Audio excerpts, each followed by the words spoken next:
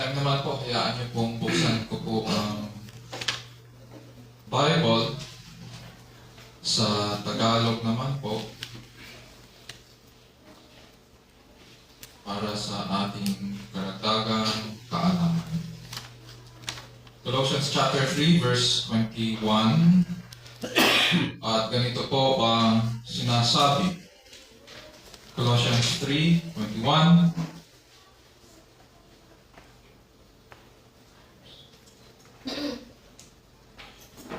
Mga ama, huwag ninyong kagagalitan ng labis ang inyong mga anak at baka manghina ang kanilang loob.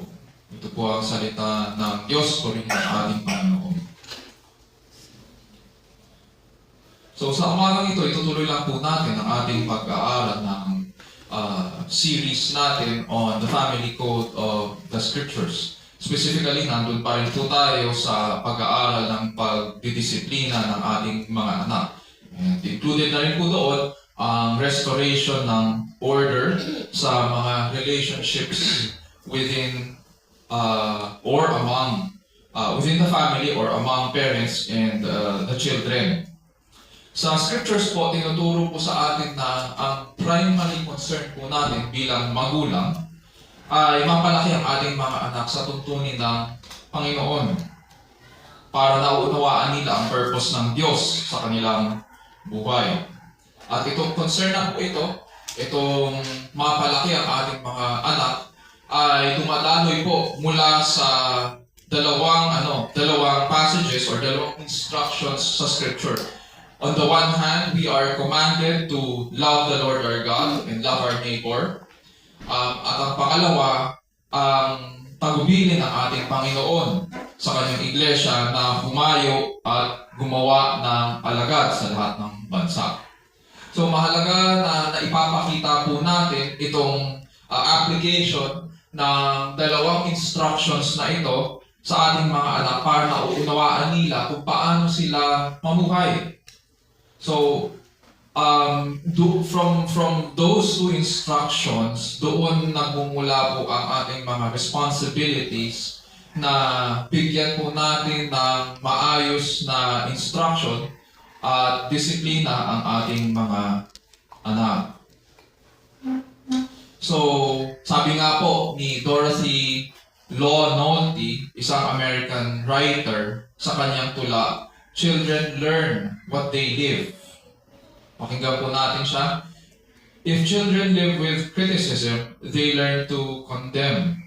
If children live with hostility, they learn to fight. If children live with ridicule, they learn to be shy. If children live with shame, they learn to feel guilty. If children live with encouragement, they learn confidence. If children live with tolerance, they learn to be patient. If children live with praise, they learn to appreciate. If children live with acceptance, they learn to love. If children live with approval, they learn to like themselves. If children live with honesty, they learn truthfulness. If children live with security, they learn to have faith or trust themselves and others. If children live with friendliness, they learn the world is a nice place in which to live. Last week po, pinag-aralan po natin yung pagdidisiplina sa ating mga anak. Pero this is in relation to us parents walking in love so that we can train them in the instruction of the Lord. So how do we do that? Brief review lang po. Number 1, avoid harsh words and cruel actions so that our children do not grow up hating us. Yun yung number 1. Number 2, we train them according to God's word. So ang instrument or tool na binigay po sa atin ng Panginoon para palakihin sila at makilala siya ay ang kanyang salita so that they will not depart from it. So ganito natin sila palalakihin na may takot sa Diyos. Sa ating pag-aaral po ngayon, panalangin ko po na mag-minister sa bawat isa sa atin ng salita ng Diyos. Na mapagkalooban po tayo ng mga panibagong naisin na makilala ang Diyos bilang mapagmahal na Ama sa langit na nagligtas sa atin mula sa kapahamakan at sa ating mga kasalanan sa pamamagitan ni Jesus, ang bugtong na anak. At ngayon, pinapatnubayan tayo sa pamamagitan ng kanyang Espiritu sa ministeryo ng banal na salita upang tumugon tayo ng may pananalig at kasiyahan habang tayo ay nabubuhay sa presensya po ng Diyos sa ilalim po ng kapangyarihan ng Diyos para po sa kaluwalhatian ng ating dakilang Diyos. So, as is our practice, kapag nag-aaral, we ask scriptures yung question, how do we discipline our children without overdoing it? How do we discipline our children without overdoing it? Dito po sa ating passage sa aklat ng Colossians, naka-house arrest po si Apostol Pablo sa Roma. Nang isulat po niya ito. Itong letter na ito, or itong liham na ito, ay twin letter ni Pablo sa mga Ephesians din. So dalawa po yun, most probably ang nangyari habang naka-house arrest po siya sa Rome. Sabay po niyang isinulat ang aklat or liham para sa mga Ephesians at ganoon din sa mga taga Colossae. And so, just a brief background lang po sa city of Colossae. Ito po ay nasa Asia Minor, or today it is called Turkey. Noong panahon yun, there was a false teaching na muusbong doon sa region ng Colossae at pinaghalo po nila ang Jewish at saka mga Gentile teaching. Halo-halo. So, syncretism ang kinalabasan. And pinapalaganap yun noong panahon nila. On the one hand, maraming bawal, katulad ng Judaism. So parang pinababalik sila, nakakilala sila sa Panginoon, pero pinababalik sila doon sa mga practices ng mga Hudyo. And at the same time, pinaghalo din yung mga paniniwalang mga Griego, tulad ng dualism, yung mga paniniwala nila na ang katawan natin, itong physical ay karumihan. And therefore, hindi maaaring mag-resurrect ang Panginoong Jesus kasi that would mean na bumabalik po siya sa maruming katawan. So, may problema doon sa paniniwalang yun. And dahil dito, meron na rin ilan sa church na natangay at nangikaya na manumbalik po sa dati nilang mga nakagawian bilang mga dating pagano. And alam ni Apostol Pablo na nakakasira ito sa pananampalataya at buhay ng church. Although hindi pa nakakapasok itong false teaching, wala pang nakarating na mga false teachers doon sa loob ng church, parating pa lang, alam ni Apostol Pablo na makakasira ito. That is why he wrote ahead of time sa mga taga-Colossae. If right teaching results in right living, it also follows na wrong teaching results in wrong living. Wrong teaching affects relationships. Hindi lamang sa loob ng church, pati na rin sa ating mga pamilya. Para kay Apostol Pablo, proper parenting and disciplining is a fruit of the gospel.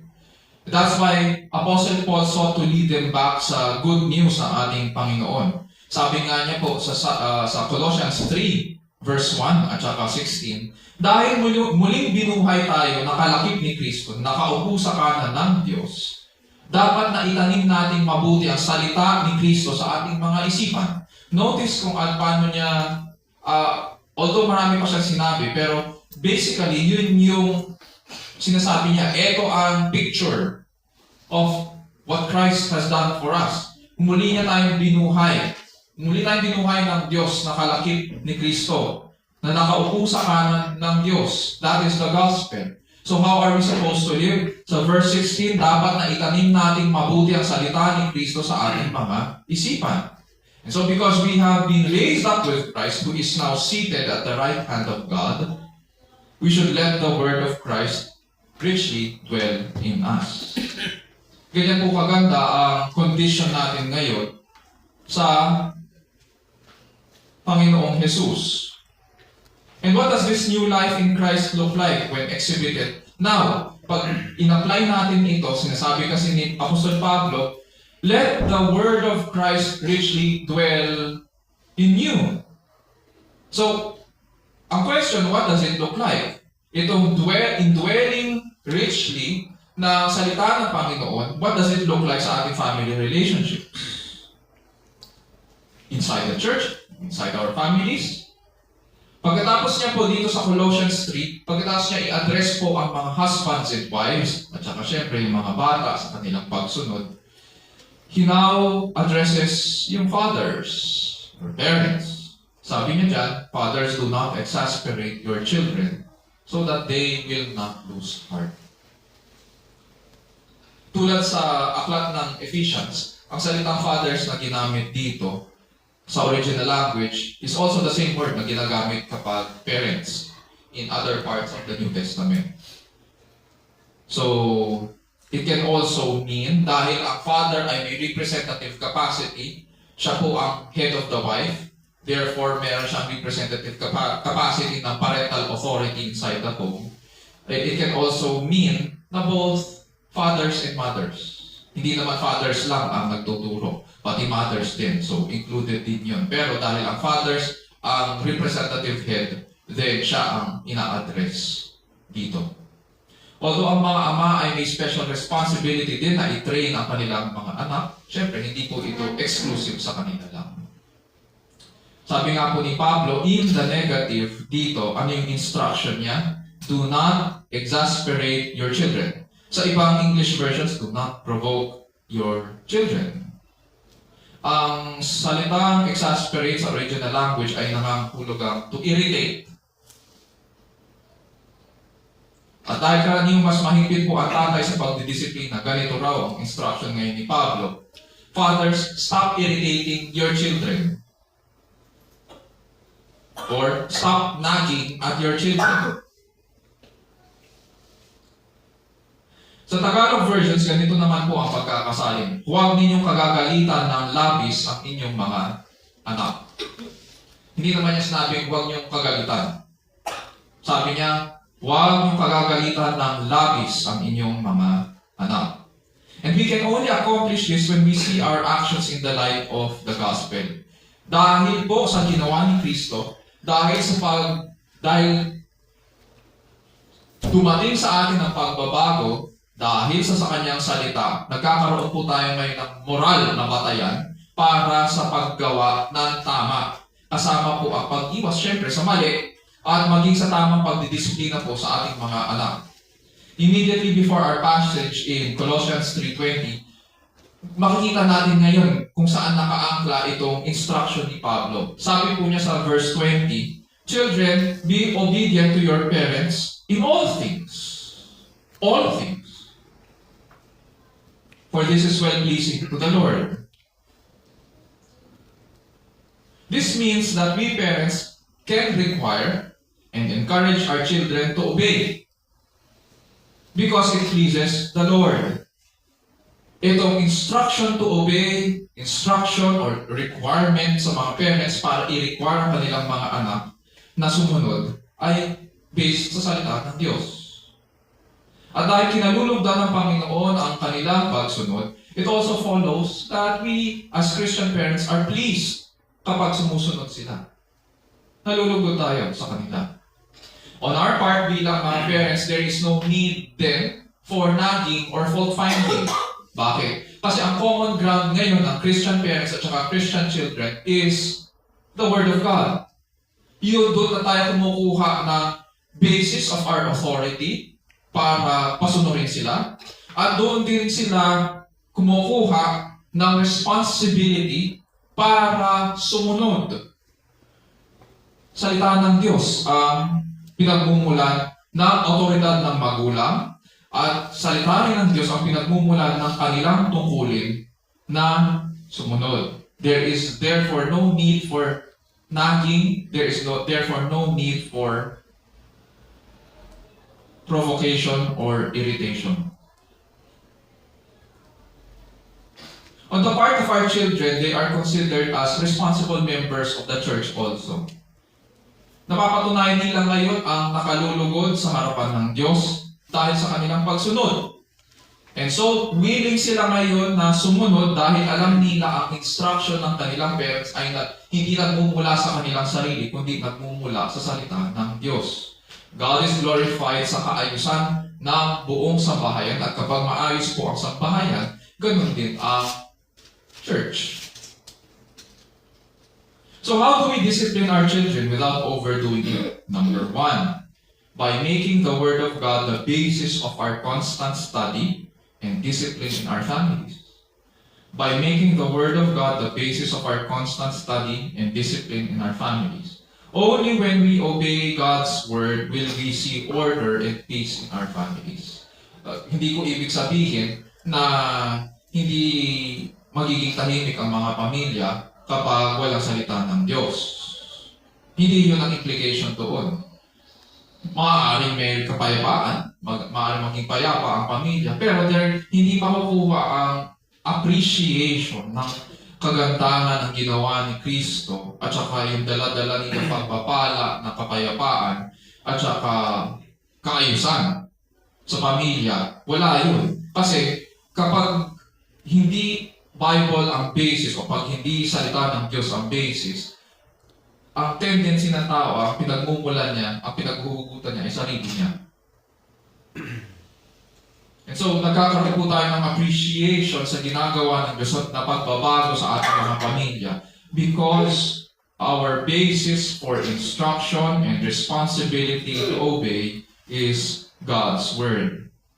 So, malamang naisip po natin, hindi po ba pareho yung instruction dito sa Colossians 3:21 at saka sa Ephesians 6:4, yung pinag-aralan natin last week? Bakit parang nauulit na naman?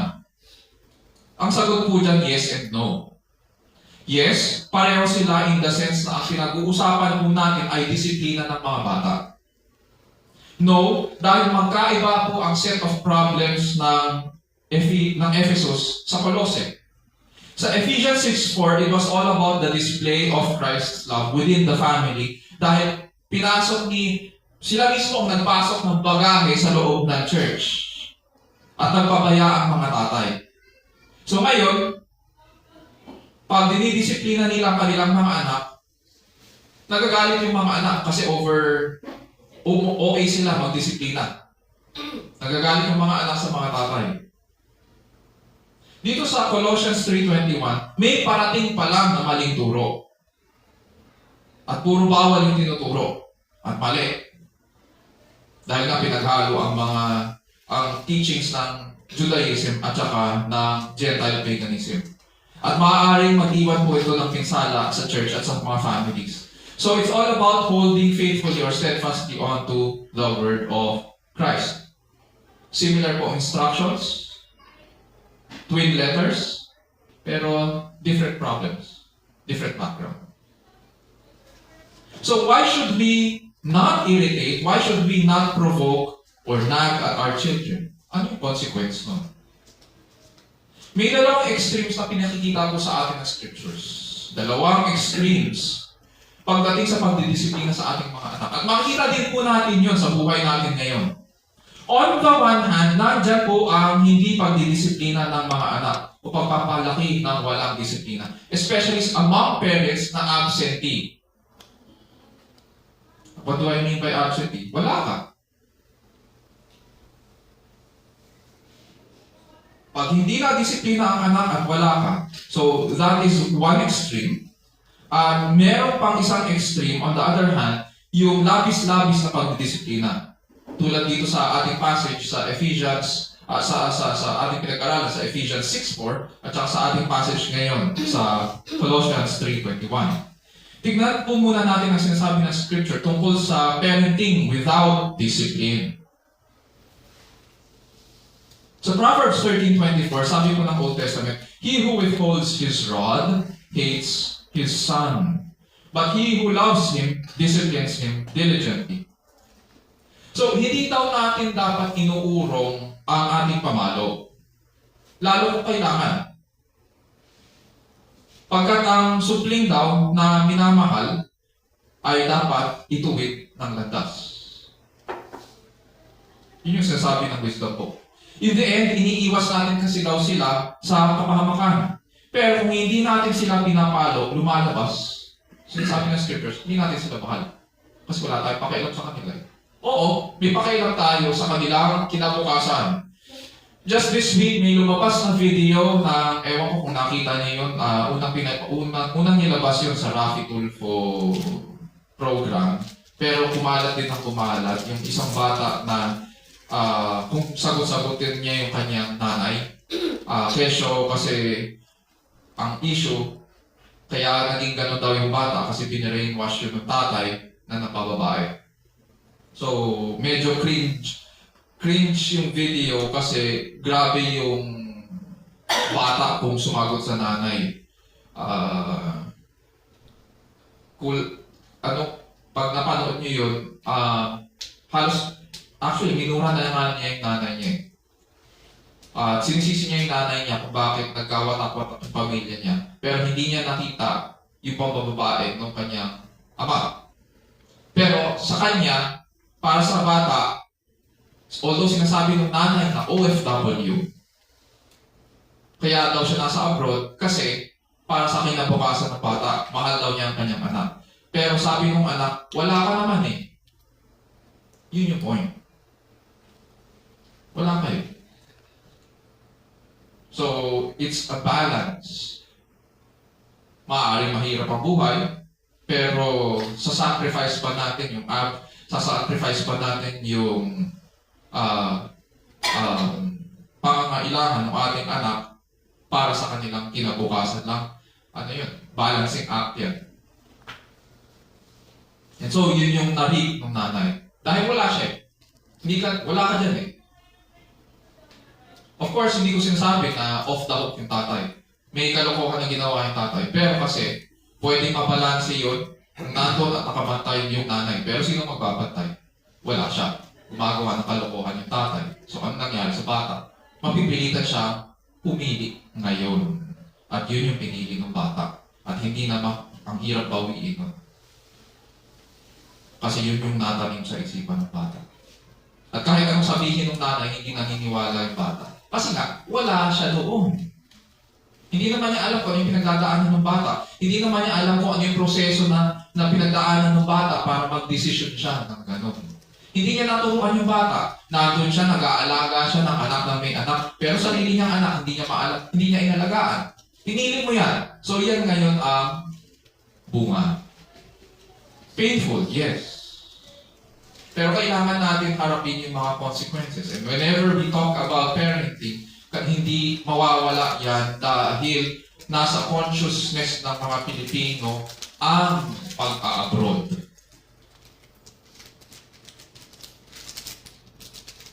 At ito yung painful reality ng parenting. Pero the Bible hooks us and pulls us back doon sa responsibilities natin flowing from the gospel. He who withholds his rod hates his son, but he who loves him disciplines him diligently. And for us to be able to discipline our children, dapat nandun tayo. May presence tayo sa buhay nila. Sa New Testament, ganito naman po ang sinasabi ng Jewish Christian pastor sa writer ng Book of Hebrews. Sa Hebrews chapter 12, verses 7 to 8, sabi po niya, it is for discipline that you endure. God deals with you as sons. For what son is there whom his father does not discipline? But if you are without discipline, of which all have become partakers, naman, dahil tayo ay tinuring na anak ng Diyos, lahat tayo talaga didisiplinahin ng Diyos. Pagkat mahal niya tayo, and all have become partakers of that discipline. Kung hindi ka dinidisiplina, ano tawag sa'yo? Then you are illegitimate children and not sons. Kung tinutuwid tayo ng Diyos dahil tinuturing niya tayong kanyang mga anak, anong klase po tayong anak kung hindi tayo itutuwid ng ating ama? Walang tunay na anak ang hindi nakakatanggap ng disiplina sa kanyang magulang. Therefore, ano sinasabi ng scriptures? Ano yung argument na dito? Kung walang disiplina, hindi raw tayo tunay na mga anak, kundi mga anak sa labas. Scriptures frown at these extremes. Yung extreme na ginagawa natin laki sa layaw ang ating mga anak. And on the other hand, it also discourages yung karinyo brutal.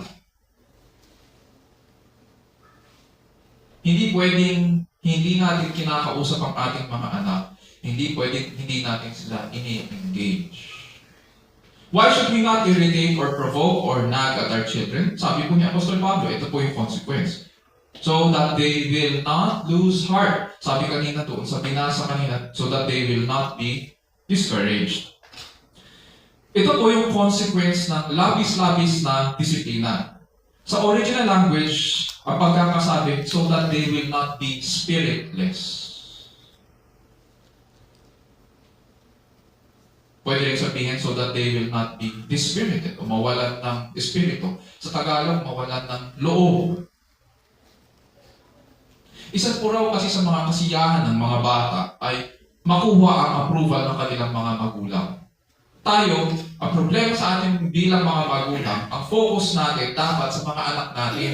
Pero ang nangyayari sa atin, focus tayo ng focus sa ating mga trabaho. Samantalang ang trabaho o ang paghahanap buhay, maaaring paalala lang sa mga magulang. Kaya nga tayo naghahanap buhay para sa ating pamilya. Pero ang nangyayari, ang nagiging, biruin niyo po, pag pinag-usapan natin ang ilang oras meron tayo sa isang araw? 24 hours. Okay. Doon sa 24 hours na binigay sa atin ng Panginoon, na 24 hours, we are supposed to manage those 24 hours. Ilang oras ang binibigay natin sa ating mga anak? Ilang oras ang binibigay natin sa ating trabaho? Assuming 8 hours per day sa trabaho, sa paghahanap buhay. Pero hindi totoo yun. Minsan 9, minsan 10, minsan 11 pa. Pero ang problema natin, ilang oras tayo natutulog? Ilang oras ang tulog natin? Sabihin natin 6 hours? 8 hours? Sabihin natin sinasagad natin 8 hours. So sabihin natin 10 hours tayo sa trabaho plus 8 hours sa pagtulog, then we already have 18 hours out of the 24. So ilang oras na lang natitira para sa ating pamilya, sa ating mga anak? 6 hours. Pero meron pang house chores. O ilang oras na lang, sabihin natin house chores. Gagawa ka, magluluto ka, maglalaba ka. O magtutupi ka, maglilinis ng bahay. Ilang oras na lang natitira para sa ating pamilya? Ilang oras na lang natitira para sa ating anak? How can we say na priority natin ang ating pamilya kung ilang oras lang ang binibigay natin sa ating mga pamilya? That's the problem. Paano mo babalansin? How can we say na mahalaga ang pamilya, pero ilang oras lang pala ang binibigay natin sa ating mga anak? Sa ating asawa? Nakakaliya. Hindi ko sinasabi na dagdagan yung oras. Pero when we look at yung balancing act natin, initially, it should be reflected doon sa hours that we spend with them. Pero if we spend more time at napapansin natin, mas gusto natin na nasa trabaho kaysa bahay, shame on us.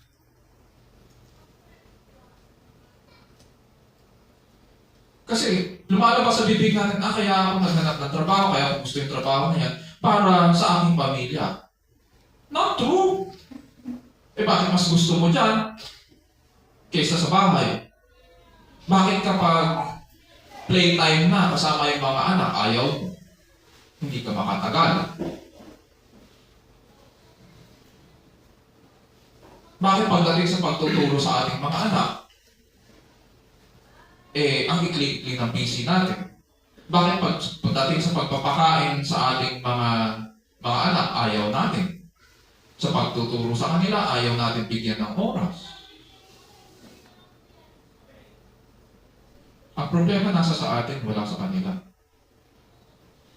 Tayo yung pinagkalooban ng Diyos. Sila, simple ang buhay nila, susunod sila sa atin. Children, obey your parents in the Lord. Pero how can they obey us kung wala tayo? We need to wake up. May disenyo ang Panginoon. May binigay sa atin na authority and at the same time, blessing para sa families natin. We need to balance things properly. And we need to prioritize. At the end of the day, ito lagi ko sinasabi rin sa mga kina-counsel ko ng mga empleyado. Hindi ka mahal ng trabaho mo. Hindi ka mamahalin yan. And so there's no use. At the end of the day, yung mga boss mo, saka yung employers mo, ang pinaka-minimum na na pag-uusapan nyo, yung kontrata lang. Maaaring siguro magkaroon ka ng mga kaibigan dyan, pero it all boils down to sa kontrata. Hindi ka mamahalin ng trabaho mo kasi pwede ka nilang palitan anytime. So hindi mo dapat minamahal yan na mas mataas pa kaysa sa pamilya mo. Hindi mo dapat minamahal ang negosyo mo na mas mataas kaysa sa pamilya mo. Again, balancing act. And we're supposed to balance all of this based doon sa scriptures.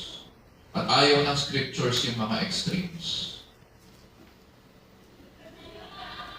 So ang mga bata, ang gustong-gusto nila, yung approval ng mga matatanda. Especially yung magulang nila. Last week natandaan ko, pumasok ako dito sa kwarto. Dito. At ang unang lumapit sa akin si Jonel. Tapos pinakita niya sa akin yung palaka na ginagawa nila. Kasi nga, nasa Book of Exodus sila, pinag-aaralan nila yung 10 salot. At pinakita niya sa akin yung ginawa nilang palaka. Proud na proud siya. So, syempre, i-appreciate mo yun. At nakita ko yung kasiyahan sa mata niya habang inaabot niya sa akin, pinapakita niya sa akin yung ginawa niyang palaka. Ayon pa sa mga scholar, ganito daw ang mangyayari sa mga bata. Kapag pinagmamalupitan sila. Number one, nawawalan sila ng loob. In their minds, paulit-ulit nilang sinasabi sa kanilang mga sarili, anong ginawa kong mali? Sinisisi nila ang sarili nila. Hindi lang yun. Once na ma-process nila yun, sasabihin nila, ay, useless naman na i-please si tatay. Useless naman na i-please si nanay. Lagi kasing galit.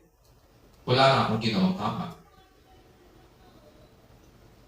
So nawawala ang kasiyahan. Yun yung sinasabi dyan sa ating passage na nawawalan ng loob. Nadi-discourage. Nawawala ang kasiyahan at eventually pag nawala yung kasiyahan, hindi na sila mag-e-effort na kunin ang ating approval. Kapag ganito po ang nangyari, mawawala ng desire na sumunod ang bata. Obedience is lost.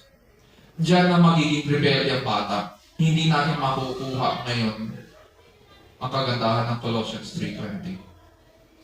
And of course, yung fruit or yung cause which is 3:21. So sabi ni Pablo, ito yung dapat niyong iwasan.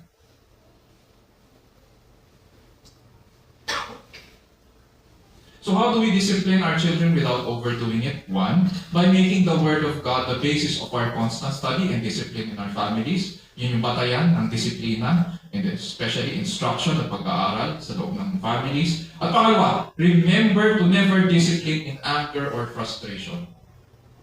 Do not discipline in anger or frustration. Kwento ko na yung nangyari sa akin sa family namin, hindi ko na mauulit muli ipagpalo kay Julia. And that is the perfect example of disciplining in anger. Hindi naman sinabi, do not discipline. Hindi sinabi rin, do not, huwag kang mamalo. Sinasabi, huwag kagalitan sila ng labis-labis, huwag didisiplinahin ng labis-labis. Mga kapatid at kaibigan, we can find comfort in God because when we look at Him,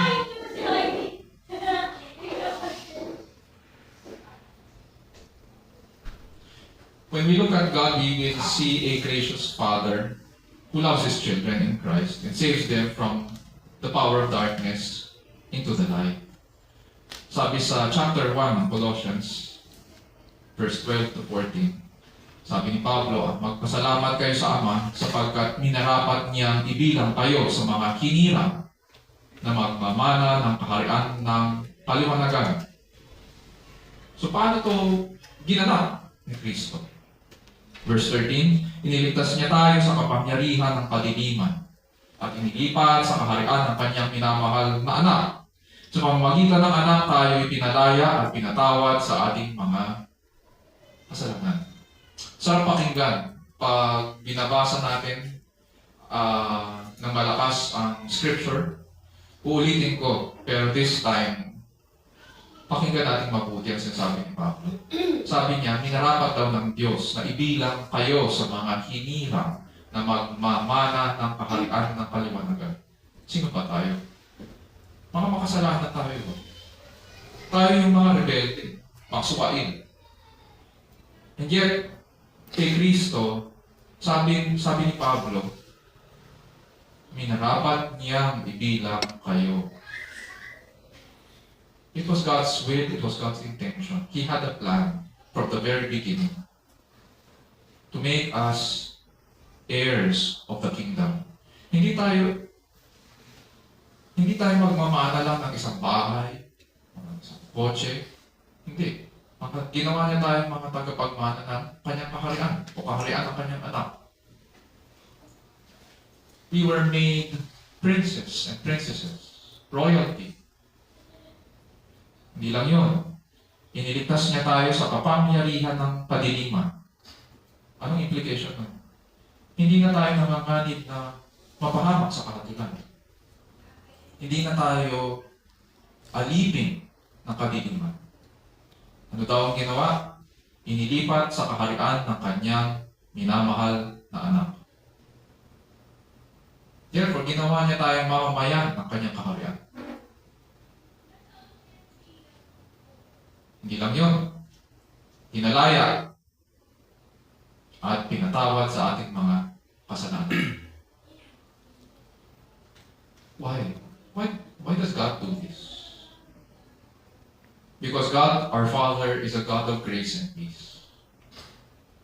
Kinalulugdan niya na ipahayag ito sa atin na makasalanan. Tayo na makasalanan. Upang siya maging ating kasiyahan. Upang siya maging ating kapayapaan, pag-asa, at pagbabago sa ating mga pamilya.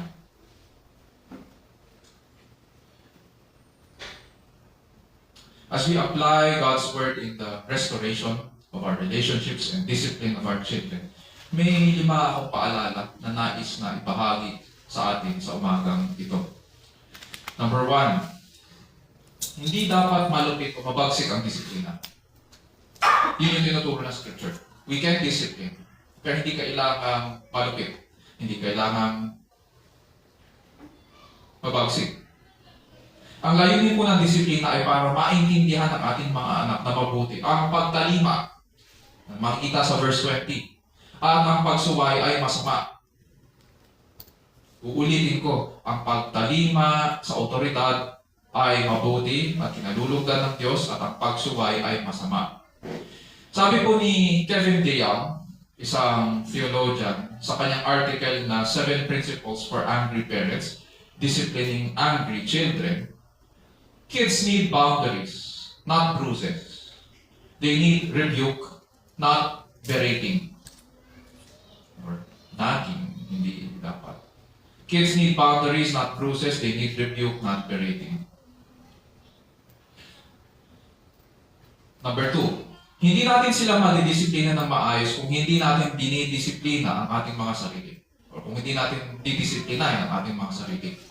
And therefore, hindi ako naniniwala doon sa mga sinasabi ng mga makikita natin sa mga pelikula at saka sa TV na yung magulang, pag paalis na yung kanyang anak, papunta na sa Maynila, tapos yung magulang, wala naman din masyadong naituro tungkol sa pananampalataya sa anak, sasabihin sa anak, lagi kang magpipray ha, pero huwag kang tutulad sa iyong ina. O huwag kang tutulad sa iyong ama.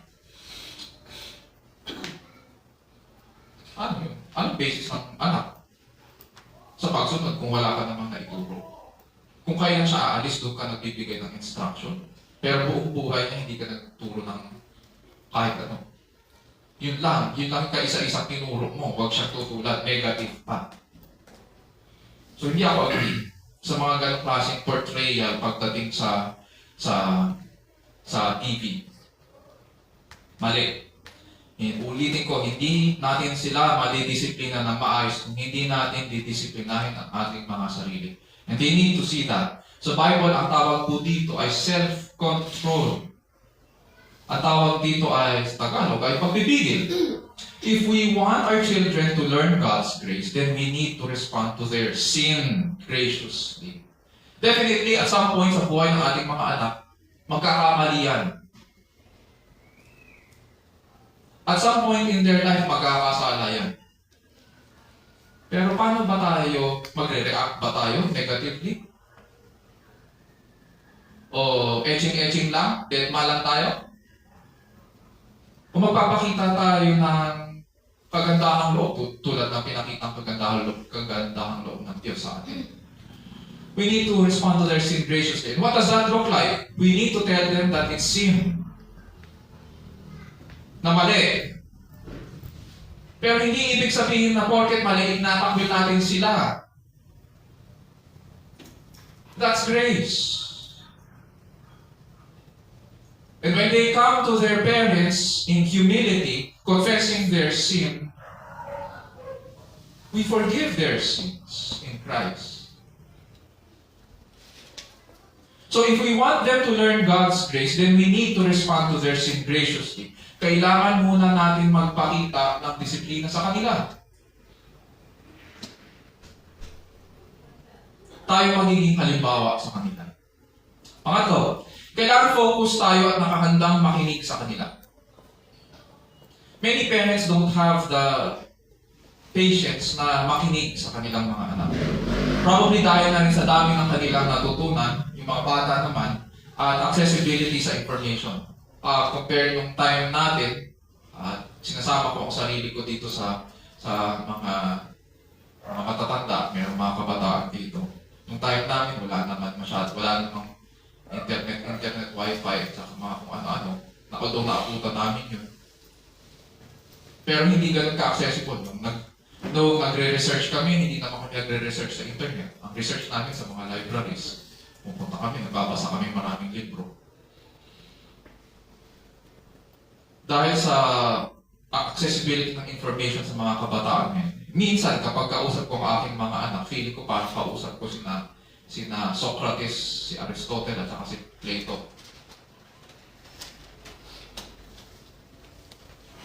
Ang gagaling mga tuwiran.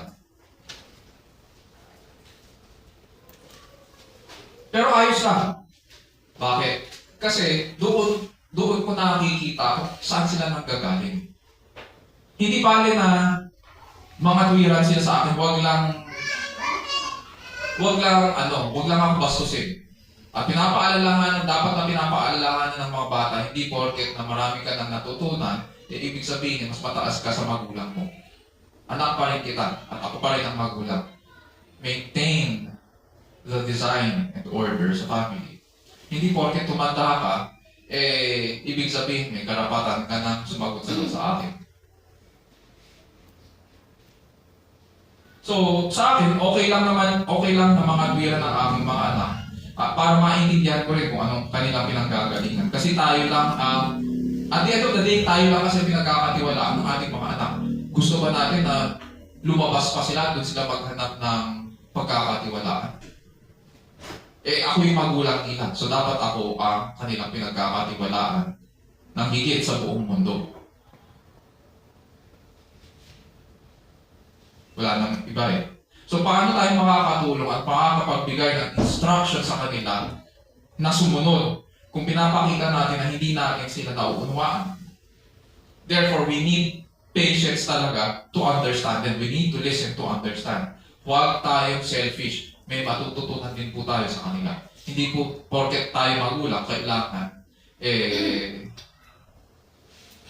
sila lang ang nakikinig. Kailangan matuto rin tayo makinig sa katwiran nila.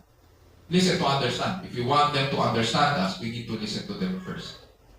So kailangan focus tayo at nakahandang makinig sa kanila. Pang-apat, kailangan may dahilan tayo kapag nagdidisiplina. Makagawa lamang natin ito kapag nauunawaan po natin ang buong sitwasyon.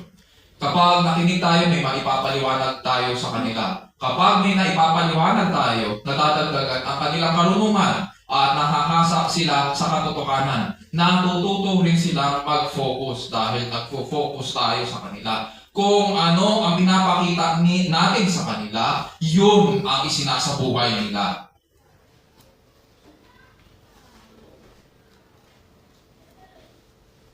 Kung ano yung pinapakita natin sa ating mga sarili kapag dinidisiplinan natin sila, yun yung nakikita nila at nauunawaan nilang dahilan.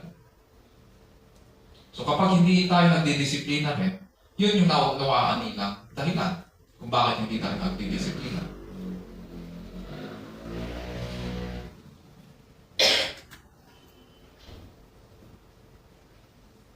So kailangan may dahilan tayo kapag nagdidisiplina at naipapaliwanag natin yun. Last, panlima, maging predictable tayo sa pagdidisiplina. Ano ibig sabihin maging predictable? Hindi po nakakatulong kapag moody tayo o may temper tayo sa tuwing dinidisiplina natin sila. Alam mo yun? Porket mainit lang ang ulo mo, binatukan mo na. Meron mga magulang na gano'n. Walang dahilan, bigla na lang. Porket naiinis siya sa anak niya, puputong na lang kita. Ang kulit mo, malis ka nga dyan, sipa. Hindi ganon. Hindi pwede yung moody. Hindi pwede yung porket mainit lang ang ulo natin, porket. Hindi rin dahilan na porket, ito sa mga kababaihan. Hindi porket kabuuan natin. Mainit ulo mo. And therefore, lahat ng tao sa bahay, pati mga anak mo, pagbubuntunan mo. It's not an excuse. Kapag ganito ang ginawa natin, ang natututunan nila ay maaari rin nilang i-express ang kanilang temper sa kahit anong sitwasyon. At lugar, wala silang pipiliin. Bakit? Talino nila natutunan yun. Sa magulang nila, dahil hindi nagpigil ang magulang nila, hindi rin sila magpipigil. At tawag natin dyan, tinotopa, di ba? O sinusumpong. Hindi ito tama. Kapag nagpakita tayo ng understanding, pero firm tayo sa pagturo ng katotohanan, natututunan din nila maging maunawain sa mga bagay-bagay. Maintindihan nila ang pagpapala ng pagsunod sa katotohanan at ang kinahihinatnan ng mga suwail. Nakikita nila na may consequences ang kanilang mga actions dahil napagsasabihan natin sila at napapalo din sila. At the same time, natututo din sila na maging maingat sa kanilang mga desisyon. Hindi lamang sa loob ng bahay, pati rin sa labas. Dahil alam nila may consequences yun at predictable tayo pagdating sa pagdidisiplina natin. Nagiging gracious din sila sa pagpapatawad sa mga nagkakasala sa kanila kasi natutunan nila sa atin yun. At dahil natuto rin tayo sa ating Ama sa Langit na maging gracious sa atin. Because He has forgiven us. We forgive us already. And we show grace. Mga kapatid, ganito tayo magpapatuloy bilang mga magulang na nakakakilala kay Kristo. This is how we will discipline our children without overdoing it. On the one hand, the scriptures frown at no discipline, and it also frowns at abusive discipline. Ang tamang disiplina ay naayon sa salita ng Diyos. Isapuso natin ang mga bagay na ito at iupunta natin ang ating sarili sa tapat at mapagmahal na Panginoon. Tayo na lang.